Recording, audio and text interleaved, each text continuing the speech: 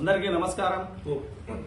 నిన్నటి దినం వైఎస్ఆర్సీపీ పార్టీకి చెందిన మాజీ మంత్రివర్యులు అంబంటి రాంబాబు గారు గౌరవ ముఖ్యమంత్రి వర్యులైన శ్రీ నారా చంద్రబాబు నాయుడు గారిని మాట్లాడిన దుర్భాషలు చాలా బాధాకరం అనిపిస్తున్నాయి.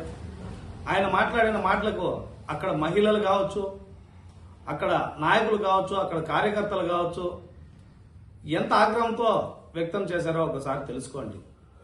ఎందుకంటే గత ప్రభుత్వంలో వైఎస్ఆర్సీపీ ప్రభుత్వ హయాంలో జగన్మోహన్ రెడ్డి సీఎంగా ఉన్నప్పుడు అసెంబ్లీలోనే చంద్రబాబు నాయుడు గారిని నానా దుర్భాషలాడిన సంఘటనలన్నీ కూడా చూశాం. రాష్ట్ర ప్రజలంతా కూడా గమనిస్తా ఉన్నారు మీరు చేసే పనులన్నీ కూడా. ఎందుకంటే గతంలో మీ పార్టీ అధికారంలో ఉన్నప్పుడు మీరు దుర్భాషలు ఆడిన దానికి రాష్ట్ర ప్రజలందరూ కూడా 11 సీట్లకు పరిమితం చేయడం జరిగింది. ఈరోజు మళ్ళీ కూడా మీకు ప్రతిపక్ష హోదా కూడా లేదు.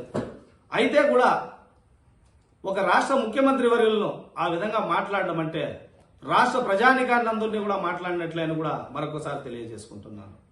ఎందుకంటే ఫస్ట్ మీ భాష మార్చుకోండి.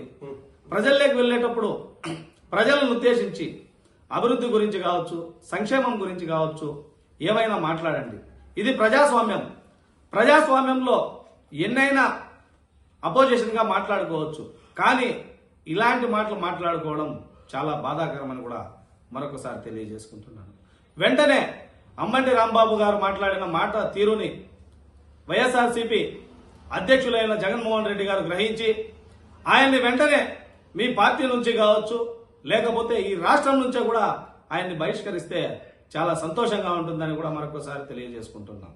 ఇలాంటి భాష మాట్లాడే వాళ్ళందరినీ కూడా మీరు ఎక్కువ ప్రోత్సహించడంతో రాబోయే కాలంలో మీకు సింగిల్ డిజిట్కి ఏమన్నా పరిమితం అవుతారేమో అని కూడా తెలియజేసుకుంటున్నాం.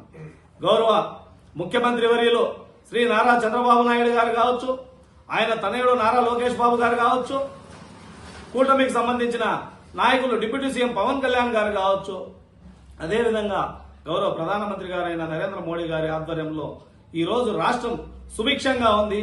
అభివృద్ధి పథకంలోనైతేనేమి, సంక్షేమంలోనైతేనేమి పరుగులు తీస్తా ఉంది. కావున దయచేసి వైఎస్ జగన్మోహన్ రెడ్డి గారు మీకు సూటిగా మేము చెప్తున్నాం, రాష్ట్ర ప్రజలు చెప్తున్నారు, మీరు ఒక్కసారి గమనించండి. ఇలాంటి పదజాలంతో మీరు ఇలా చేయడం చాలా బాధాకరం. రాష్ట్ర ప్రజలందరినీ కూడా అవమానించినట్లుగా ఉంది.